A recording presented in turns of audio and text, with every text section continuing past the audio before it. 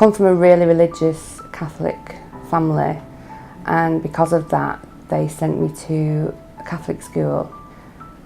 One year we went on a school trip to Scotland, and our local priest came along to help out, and that's when it all started. At first he bought me presents, he'd give me money, he'd send me cards that said things like, "I love you." I think looking back now I can see he was trying to build up some sort of trust and make me like him. It was about when I was 12 years old that he actually started to touch me, and I just didn't know what to do to avoid it. He'd come over to our house, and that's when the abuse, the sexual abuse, got a lot worse. He'd invite himself to meals with my family, and he'd corner me when my mum was cooking in the kitchen and we were alone. I look back now and I sometimes think I must have been stupid, but although I didn't like it, I didn't think he was doing anything wrong. He was the priest, I was supposed to trust him, and I didn't know what was happening. I was confused. What was this man's relationship supposed to be with me? I just weren't sure. I never got over being abused, and it has affected me my whole life. It was only really when I had two kids of my own that I was able to tell my mum for the first time, and she was brilliant. She was really supportive, and that gave me confidence, and I felt able then to contact the police, and I also then contacted Pannone, and that was in 2011. When Lynda first came to us, she was unsure about whether she wanted to go forward with a legal case. She had been to the police, they were starting a criminal prosecution, but she was unsure about whether she wanted to go forward with a compensation case. Lynda was typical of many victims, distressed, confused, troubled. Concerned that she's not going to be believed. Is she going to be ridiculed? Is she going to be dismissed? These are very natural and powerful fears. Pannone deal with this sort of case all the time, so they were brilliant. They knew exactly how distressing it would be for me to talk about these sort of things, even though it happened such a long time ago. And I was really frightened at first, but they were so supportive, and they really understood what I'd been through.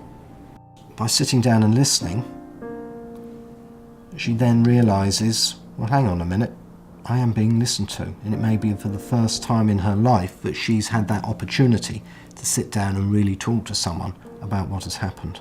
We talked through the legal options, and Lynda decided that she wanted to go forward with a case, and so we put the wheels in motion. She wanted to be recognised, she wanted to be believed, she wanted to be compensated for the considerable harm that she had suffered as a result of what this priest had done to her.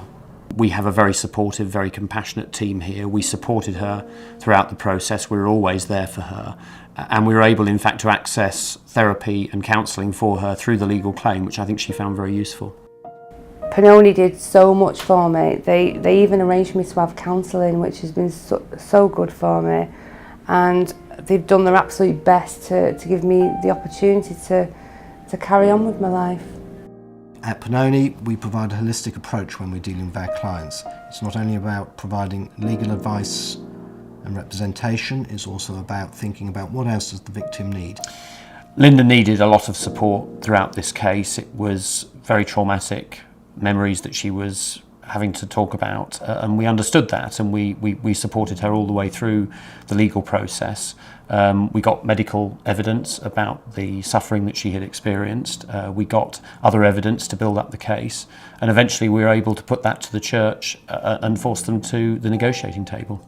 Lynda's case was a difficult case because she was making allegations about sexual abuse that occurred many years ago. But we've got the skill sets here and the track record and the experience of knowing where to look to get that evidence. We know where to ask, what questions to ask, where to look, what buttons to push. And we're able to do that, and we got the evidence to prove that Lynda was sexually abused by the priest.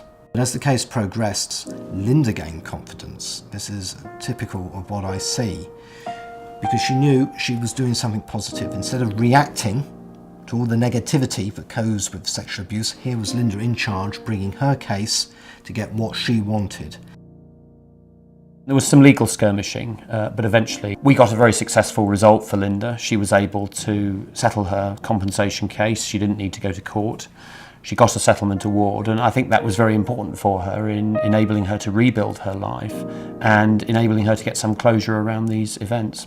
The priest who abused me was convicted, and I now feel I've got the justice that I do deserve.